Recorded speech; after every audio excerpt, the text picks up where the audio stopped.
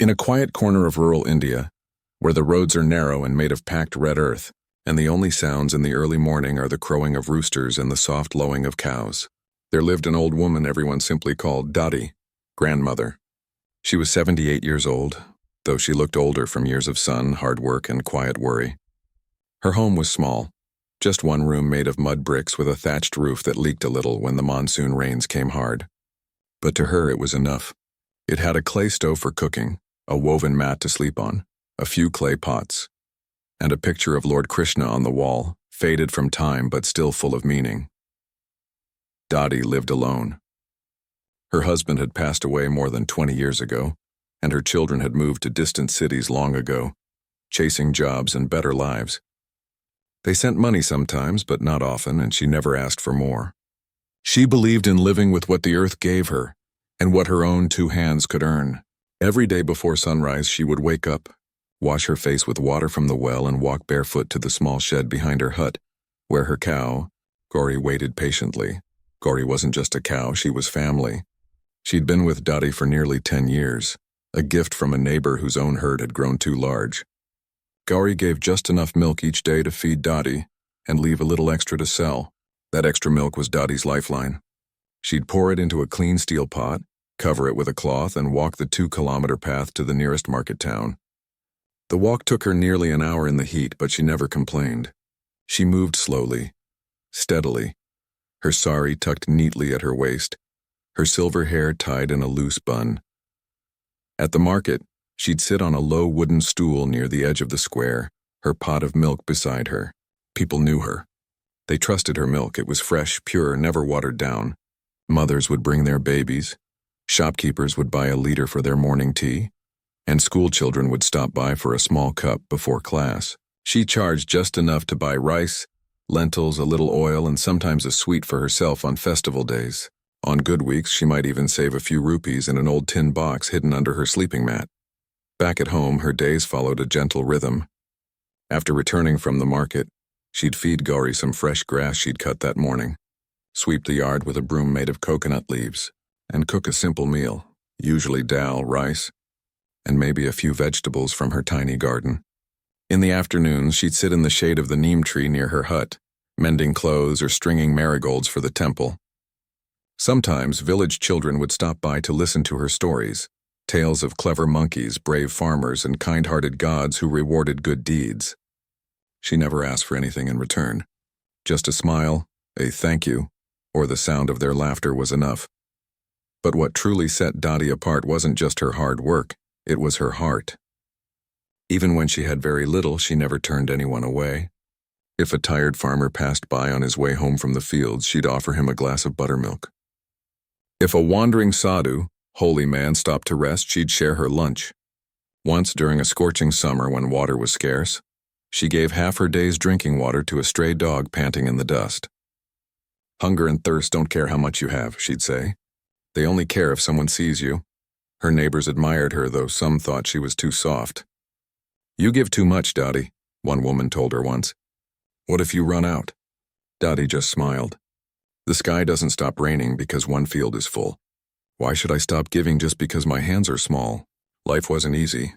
There were days when the milk yield was low, when the heat made her dizzy, when loneliness pressed in like a heavy blanket. But she never let bitterness take root. Instead, she found joy in small things: the first light of dawn painting the hills gold, the smell of wet earth after rain, the warm weight of Gauri's head resting gently against her shoulder as she milked her each morning. She didn't own a phone, didn't know what the internet was, and had never seen a city bigger than the district town. But she understood people. She knew that kindness was a language everyone spoke, even if they didn't say a word. And so, when strangers passed by her hut, cyclists, truck drivers taking a wrong turn, lost travelers, she always had a cup ready. Not because she expected anything back, but because it felt right, like breathing. One afternoon, as the sun hung high and the air shimmered with heat, she sat outside fanning herself with a palm leaf. Gauri chewed lazily on some hay nearby. The road was empty, as it often was this time of day. But Dadi wasn't bored. She hummed an old folk song her mother used to sing, her eyes half closed, her hands resting on her knees. She didn't know it yet, But her quiet act of kindness was about to ripple far beyond the dusty path she called home. She didn't know that soon her little hut would become a place people traveled miles to visit. She didn't know that her simple cup of milk would inspire dozens, then hundreds, then thousands. All she knew was this: today she had enough. And if someone else needed a little, she'd share it without a second thought. That was just who she was. A woman with calloused hands, a gentle voice, and a heart too big for her small mud house. And in that moment, sitting under the neem tree with the breeze rustling through the leaves, she was at peace. The world outside was loud and fast and full of change. But here, in her corner of the earth, time moved slowly, kindly, like warm milk poured from one cup to another. The sky had been clear all morning, bright blue, cloudless, the kind of day that makes you squint and pull your scarf over your head for shade. But by early afternoon, the wind changed. It came in quick and hot, kicking up dust from the road and rustling the dry leaves of the banyan trees. Dottie was inside her hut, grinding spices on a stone slab when she heard the first rumble of thunder. She looked up, surprised. Monsoons weren't due for another few weeks. Within minutes, the sky turned dark like someone had pulled a thick blanket over the sun.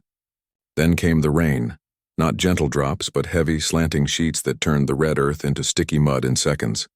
Dottie hurried outside to secure Gauri's shed and pull in the drying clothes. Just as she was closing the door, she saw a figure stumbling down the road, soaked from head to toe, arms wrapped around himself against the cold. He looked young, maybe in his late 20s, with a backpack slung over one shoulder and a camera dangling from his neck. His shoes were caked in mud, his shirt clinging to his skin. He stopped a few feet from her gate, hesitating, clearly unsure if he should ask for help. Dottie didn't wait for words. She stepped out into the rain, motioning with her hand. Come. Don't stand there like a scarecrow. Come in before you catch fever." The young man blinked, startled by her warmth. He mumbled a quick thank you and hurried under the thatched overhang of her porch. Water dripped from his hair onto the packed earth floor. He looked embarrassed, glancing around at the simple hut as if worried he was intruding. "Don't worry," Dottie said gently, already moving. "Rain doesn't choose who it falls on. Neither do I." She brought out an old towel, faded but clean, and handed it to him. Then she lit the clay stove and set a small pot of milk on it. While it warmed, she stirred in a spoonful of jaggery, the unrefined cane sugar that gave everything a deep caramel-like sweetness. The smell filled the hut, comforting, familiar. "Sit," she told him, pointing to a low wooden stool. "You look like you've walked from another state." He laughed softly, rubbing his arms. "Not that far. But my bike broke down about 5 kilometers back. No signal out here, and the nearest mechanic is, well, I don't even know." Dottie nodded. She'd seen travelers like him before, city folks with fancy gadgets and good intentions, unprepared for how quiet and slow life could be out here. But this one seemed different. He didn't complain, didn't sigh dramatically, just sat quietly watching the rain fall, his eyes tired but kind. When the milk was ready, she poured it into a steel cup and handed it to him. "Drink, it'll warm your bones." He took it carefully, his fingers brushing hers for just a second. "You didn't have to do this," he said. "I'm a stranger." "So?" Dottie replied, sitting across from him. "Strangers become friends over a cup of tea or milk. My mother used to say, if you can't give gold, give grace, and I don't have gold. But I've got milk." He smiled then, a real smile, and took a slow sip. You could see the tension leave his shoulders. The warmth spread through him, not just from the drink, but from her presence. There was no judgment in her eyes, no expectation, just quiet care. They talked as the rain drummed on the roof.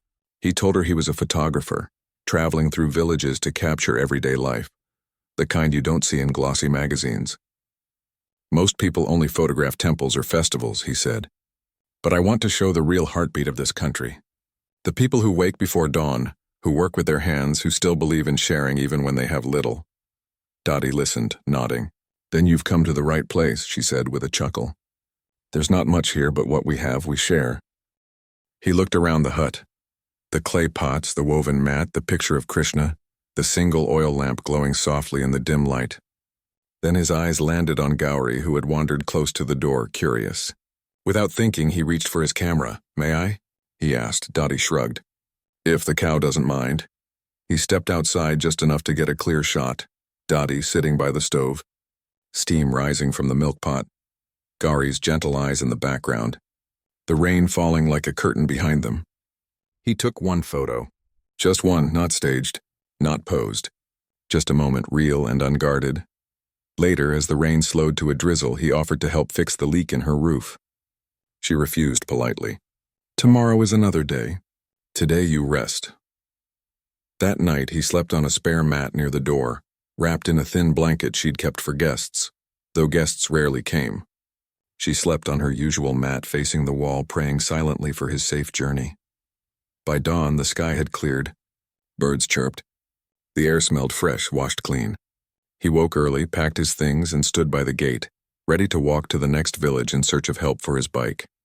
Before he left, he turned to her. "Thank you," he said, voice thick with something deeper than politeness. "You didn't just give me milk. You gave me hope." Dottie waved a hand as if shooing away flies. "Go on now. And don't forget to eat something warm when you reach town."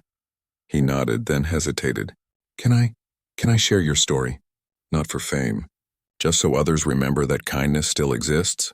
She thought for a moment, then smiled. "As long as you don't make me sound like a saint. I'm just an old woman with a cow and a full heart." He promised he wouldn't. And with one last grateful look, he walked down the muddy road, his boots squelching with every step. Dottie watched until he disappeared around the bend. Then she turned back to her hut, fed Gauri, and began her morning routine as if nothing had changed. She didn't know it yet, but that single cup of milk, offered without thought, without condition, was about to travel farther than she ever could. It would cross cities, leap over screens, and land in the hearts of strangers who had never seen a mud hut or heard the sound of a cow's bell at sunrise. But for now, the sun was rising, the milk was warm, and the day stretched ahead, quiet and ordinary, and that was enough. Back in the city, life moved fast, cars honking, people rushing, phones buzzing every few seconds. The young man who'd taken shelter at Dottie's hut returned to this noise like someone waking from a dream. He unpacked his damp clothes, charged his dead phone, and sat on the edge of his small apartment bed, still feeling the quiet of that mud brick home in his bones. The city felt louder than he remembered, harsher somehow. He kept thinking about the way Dottie had looked at him. Not with pity, not with curiosity, but with simple human kindness, like helping a stranger was as natural as breathing. That night, he couldn't sleep. He opened his laptop and found the photo he'd taken, the one of Dottie sitting by the stove, steam curling from the milk pot, Gauri peering in from the doorway, rain falling softly behind them. It wasn't flashy, no filters, no fancy lighting, just truth. He stared at it for a long time. Then on impulse, he posted it online with a few lines he'd been turning over in his mind. "Met an angel today. She lives in a hut with a leaking roof and one old cow. I was soaked, lost, and tired. She didn't ask my name, my job, or where I was going. She just gave me warm milk with jaggery and a dry place to sit. She had almost nothing, but shared what little she had without a second thought. In a world that's always rushing, she reminded me that kindness doesn't need money, fame, or even words. Sometimes it's just a cup of milk offered with both hands." He hit post and went to bed, not expecting much. Maybe a few likes from friends, maybe a comment or two. But by morning his phone was buzzing nonstop. At first he thought it was a glitch. Then he saw the numbers, hundreds of likes, then thousands. Comments poured in. Who is she? Where does she live? This brought tears to my eyes. We need more people like her in the world. Can we help her? Please tell us how. He was stunned. He hadn't posted it to go viral.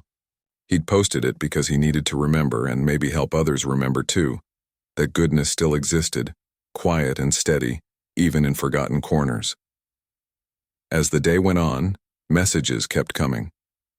A school teacher wanted to send books for village children. A dairy owner offered to donate a new cow. A doctor asked if Dottie had access to health care. Strangers, complete strangers, were moved to act, not because they knew her, but because her simple gesture had touched something deep inside them.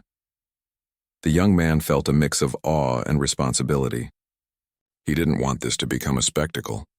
He didn't want Dottie turned into a viral story with cameras and crowds disrupting her peaceful life. So he replied carefully, politely to everyone who asked. He explained where the village was, but asked people not to show up unannounced. He said Dottie was humble, private, and wouldn't understand all this attention. Instead, he suggested something better. Let's help not just her, but her whole community. He reached out to a small local NGO he'd worked with before, people who built wells, repaired schools, and supported rural women. He shared Dottie's story with them, not as a sob story, but as a spark. She's not asking for help, he told them. But if we can honor her spirit by making life a little easier for her and others like her, that would mean more than any donation. The NGO loved the idea. Together, they came up with a quiet plan, not a flashy campaign, but something real. They called it Milk for Kindness. The idea was simple. People could donate to fund a small community dairy project. The money would go toward buying a second cow for Dottie, installing solar panels so she wouldn't have to rely on kerosene lamps, and training other village women to care for cows and sell milk safely. It wasn't about making Dottie rich. It was about giving her dignity, security, and the chance to keep sharing without worrying. They set up a modest donation page. No dramatic music, no sad music, just the photo, the story, and a clear list of what the money would do. Within 48 hours, they'd raised enough for the solar panels and a new cow. Within a week, they had enough to start the women's training group. But the young man didn't stop there. He knew Dottie wouldn't understand bank transfers or online campaigns, so he decided to go back.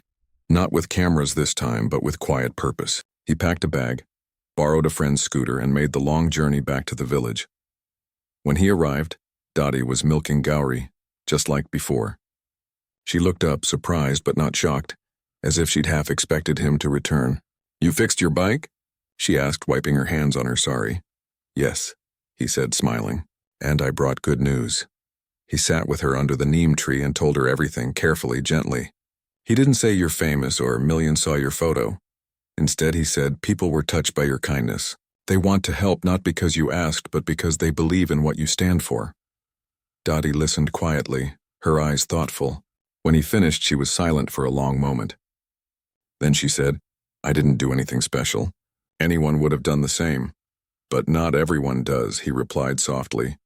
She sighed, looking out at the fields.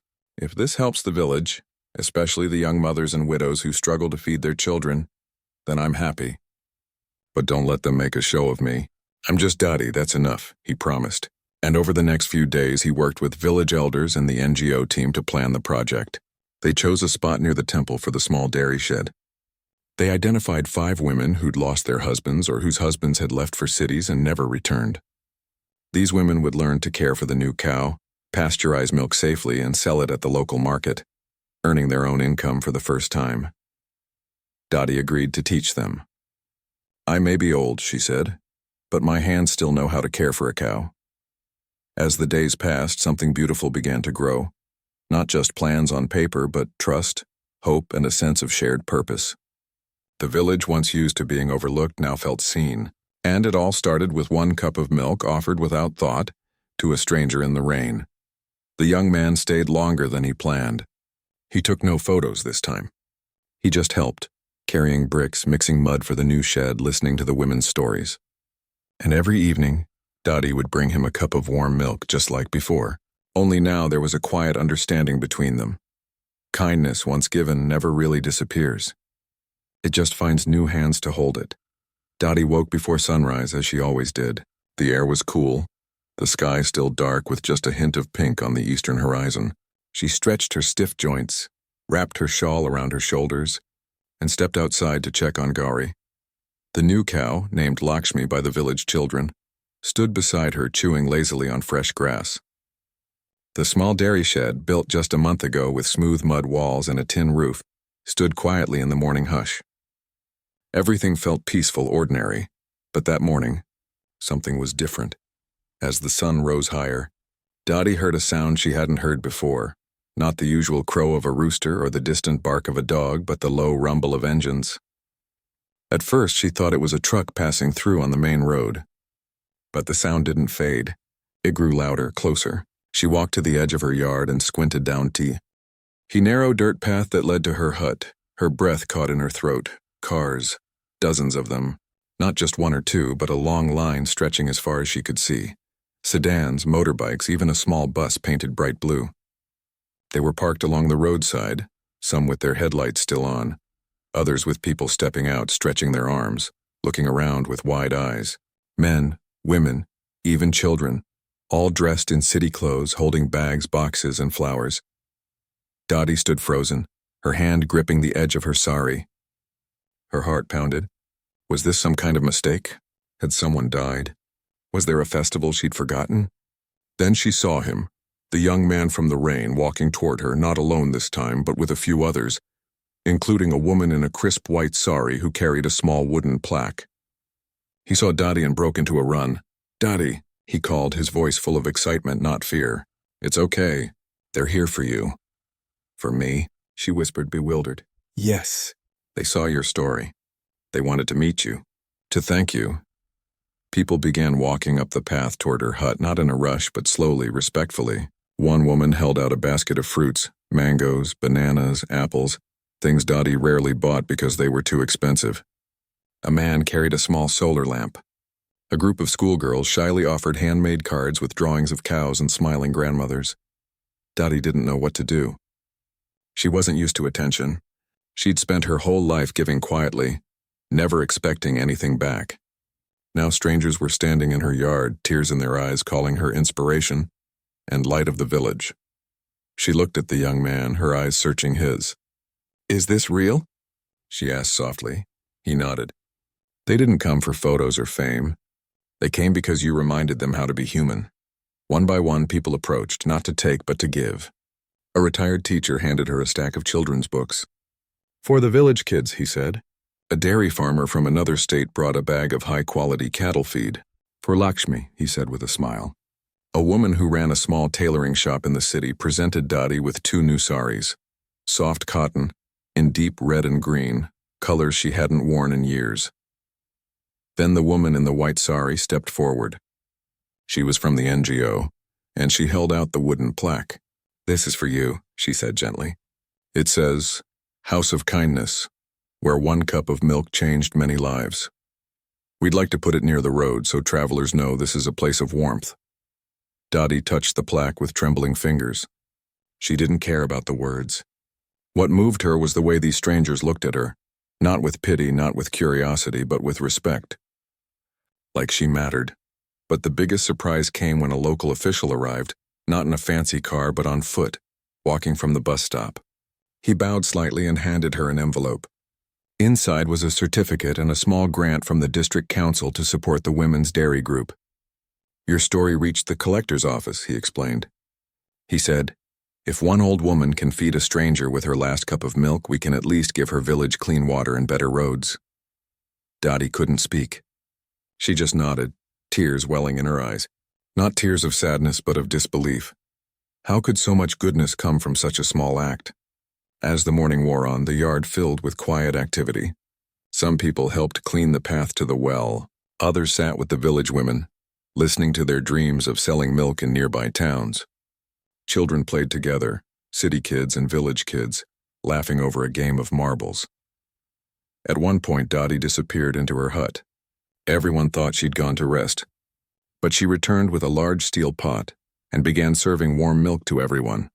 Not just a sip, but full cups, sweetened with jaggery, just like she'd done for the young man in the rain. People protested at first. "You shouldn't go to so much trouble." But she shook her head. "If you came all this way to see me, the least I can do is feed you." And so, under the hot sun, strangers sat together on the ground, drinking milk from the same pot, sharing stories, sharing silence. No one took selfies. No one shouted or pushed. It felt less like an event and more like a gathering of family who hadn't seen each other in years. By late afternoon, the cars began to leave, slowly, one by one. People hugged Dottie, promised to return, and thanked her again and again. She stood at her gate, waving until the last vehicle disappeared around the bend. When it was quiet again, she sat under the neem tree, exhausted but full in a way she couldn't explain. The young man stayed behind, helping the women organize the donated supplies. "You didn't expect this, did you?" he asked, sitting beside her. She shook her head. "I only gave what I had. I didn't think it would travel so far." He smiled. "Kindness doesn't stay in one place, Dottie. It moves.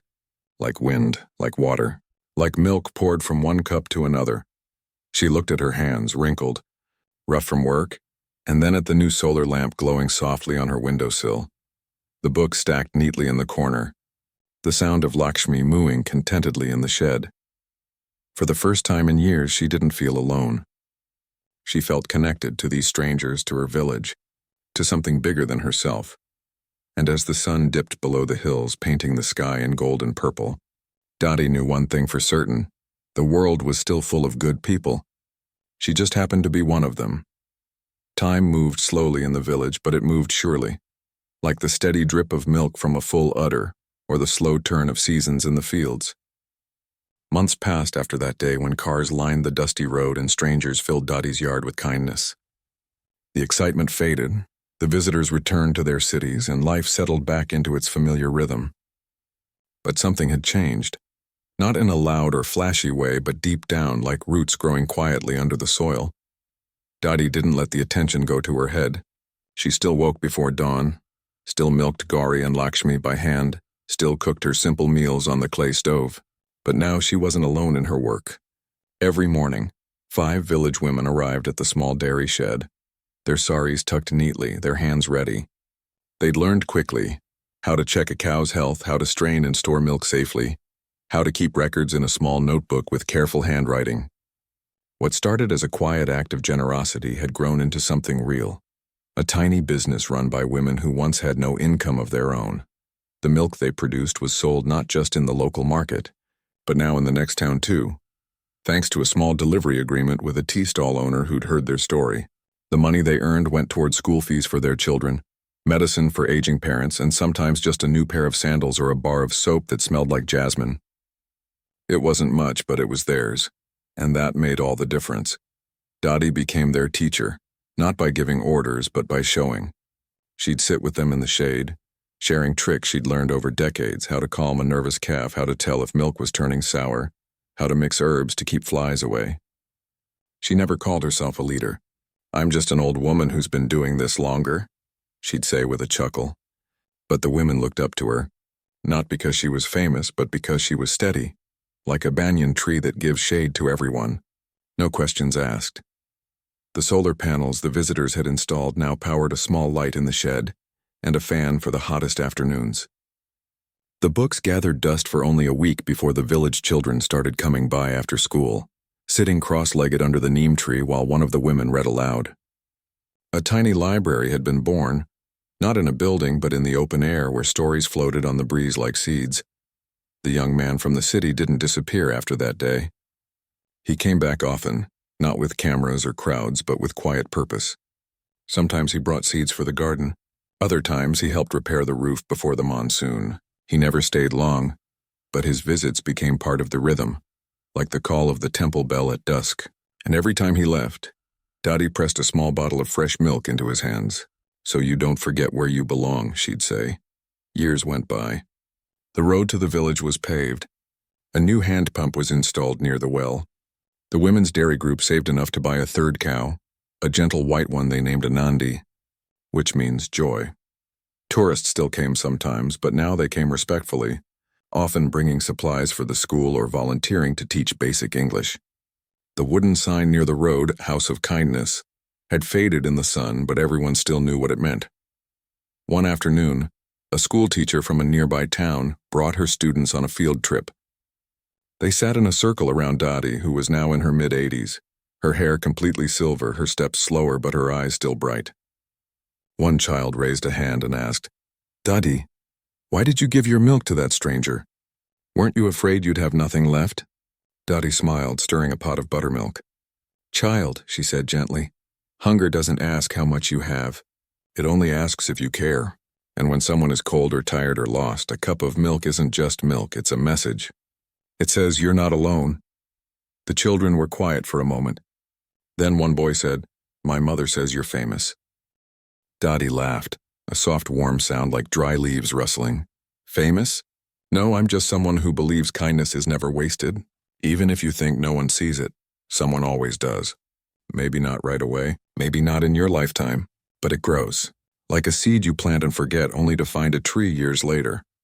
Later that evening, as the sun dipped low and fireflies began to blink in the fields, Dottie sat on her porch sipping warm milk from her favorite steel cup. Gauri was gone now, peacefully in her sleep after a long and well-loved life. But Lakshmi and Anandi stood nearby, content and full. The village was quiet but not empty. Laughter drifted from the women's homes. Her radio played softly in the distance. Somewhere, a baby cried, then was soothed. She thought about that rainy day years ago, the stranger at her gate, the steam rising from the milk pot, the quiet trust between two people who'd never met. She never imagined it would lead to this, a community stronger, kinder, more connected. She hadn't set out to change the world. She'd only tried to be good right where she was, and that she realized was enough. Today, travelers still stop by her hut, not because of a viral post or a news story, but because word has passed from mouth to mouth. If you're ever near that village, stop at the mud house with the neem tree. The grandmother there will offer you milk and maybe, just maybe, a piece of peace you didn't know you were missing. She always has a cup ready. Always. Because to her, kindness isn't a moment. It's a way of living. And as long as she has breath in her body and milk in her pot, she'll keep pouring it out, one cup at a time. The world keeps spinning fast. Cities grow taller. Phones get smarter. News cycles race by like speeding trains. But in that quiet corner of the countryside, time moves differently. Here, kindness is still measured not in likes or shares, but in warm hands, shared meals, and the quiet courage to give when you have little. And that, more than anything, is the real story, not of fame or fortune, but of a woman who chose to care, and in doing so, reminded everyone around her what it means to be human. The story was never meant to end. Not really. Because kindness, once planted, doesn't stop growing. It just changes shape, finds new hands, new voices, new hearts to live in. And though Dottie's hut still stood under the same neem tree, and the cows still lowed at dawn, something deeper had taken root in the village, a quiet understanding that no act of care is ever too small to matter. Years had passed since that rainy afternoon when a stranger knocked on her door. Dottie was older now, her steps slower, her voice softer, but her eyes still held that same steady light. She no longer ran the dairy alone. The women she'd taught had become teachers themselves, training younger girls from nearby hamlets in safe milk handling, basic bookkeeping, and even how to speak up in meetings with village officials. What began as a single pot of milk had grown into a network of small livelihoods, stitched together by trust and shared purpose. One morning, a young woman arrived at the dairy shed, not as a visitor but as a student. She was barely 18, shy, with calloused hands from working in her family's fields. Her father had passed the year before, and her mother struggled to keep their home. She'd heard about the dairy group from a cousin in the next village. They say if you work hard, you can feed your family and still have dignity, she'd told her mother. And so, with a small bundle of clothes and a heart full of hope, she came. Dottie watched her from the porch, sipping her morning tea. She saw herself in that girl, the same quiet determination, the same mix of fear and courage. Without a word, she walked over, handed her a clean cloth, and showed her how to wipe down the milk cans. No speeches, no promises, just work. And in that simple gesture, a new chapter began. The village itself had changed too, not with big buildings or bright lights, but in ways that mattered. The school now had a proper roof and 2 extra teachers. A small health worker visited twice a week, bringing vaccines and vitamins. Even the road, once a ribbon of dust that turned to mud in the rains, was smooth enough for an ambulance to pass. None of it happened overnight. It came slowly, like water filling a cracked pot, drop by drop, day by day. People still came to visit Dottie, though fewer than before. Most had heard the story secondhand, a grandmother who gave milk to a stranger and in return the world gave back. But those who made the journey didn't come for photos or fame. They came because they were tired of noise, of competition, of feeling like they had to be someone important to be seen. And here, in this quiet place, they found something rare, the chance to simply be human. One afternoon, a man in his 50s arrived on a bicycle, his face lined with worry. He sat on the edge of Dottie's yard, not speaking, just staring at the ground. She didn't ask questions. She just brought him a cup of buttermilk and sat beside him in silence. After a long while, he spoke, about losing his job, about shame, about feeling like he'd failed his family. Dottie listened. Then she said, "The earth doesn't judge a seed for taking time to sprout. Why should we judge ourselves?" He stayed for 3 days, helped fix the fence, fed the cows, left with straighter shoulders and a small jar of ghee she'd pressed into his hands. "For your children," she said. He nodded. eyes wet, and pedaled away without looking back. That was the thing about Dottie's home. It wasn't a place of grand solutions. It was a place of presence, of showing up, of saying, "I see you," without needing to fix everything. Meanwhile, the Milk for Kindness idea had quietly spread, not through ads or campaigns, but through word of mouth. In another state, a group of women started a similar project after hearing Dottie's story on a community radio program. They called it Dottie's Milk Circle. In a mountain village, school children began saving coins to buy feed for a community cow, inspired by a teacher who'd visited the original hut. No one owned the idea. It belonged to everyone who believed that generosity could be a way of life. Even the young man who'd taken the photo had changed. He still took pictures, but now he focused on everyday heroes: farmers saving seeds, weavers keeping old crafts alive, elders teaching songs to grandchildren. He never sold those photos. He gave them away, printed on recycled paper with a note on the back: "Real change begins in quiet places." Back at the hut, Dottie began writing. Well, dictating. One of the dairy women, who'd learned to read and write through night classes, would sit with her in the evenings, pen in hand, as Dottie shared old recipes, folk remedies, and stories from her childhood. They filled a notebook together. Grandmother's wisdom, they called it. Not for publishing. Just for the village children, so they'd remember where they came from. One evening, as fireflies blinked in the dusk, a group of teenagers gathered around her. They'd just returned from a science fair in the district town, where they'd presented a project on solar-powered milk chillers, simple, low-cost devices made from clay and copper pipes. They'd won second place. "We told them it was inspired by your solar panels, Dottie," one girl said proudly. Dottie patted her hand. "You didn't need me for that. You had the idea in you all along. But you showed us it was okay to dream," the girl replied. That night, as Dottie lay on her mat, listening to the crickets and the soft breathing of the cows, she felt a deep peace. She hadn't built a monument. She hadn't changed laws or moved mountains. But she'd helped a few people believe they mattered. And in a world that often makes people feel small, that was everything. The legacy wasn't in the cows or the shed or even the sign by the road. It was in the way a young mother now confidently negotiates milk prices at the market. It was in the boy who shares his lunch with a classmate who forgot his. It was in the silence between two people who don't need words to feel understood. Dottie knew she wouldn't be here forever, but she also knew the work would continue, not because of her, but because of the countless ordinary people who chose, every day, to be kind when it cost them something. And so, as the stars blinked awake above the hills, she closed her eyes with a smile. Somewhere a stranger was walking down a dusty road. Somewhere a cup of warm milk was waiting. And the circle, quiet, strong, endless, kept turning.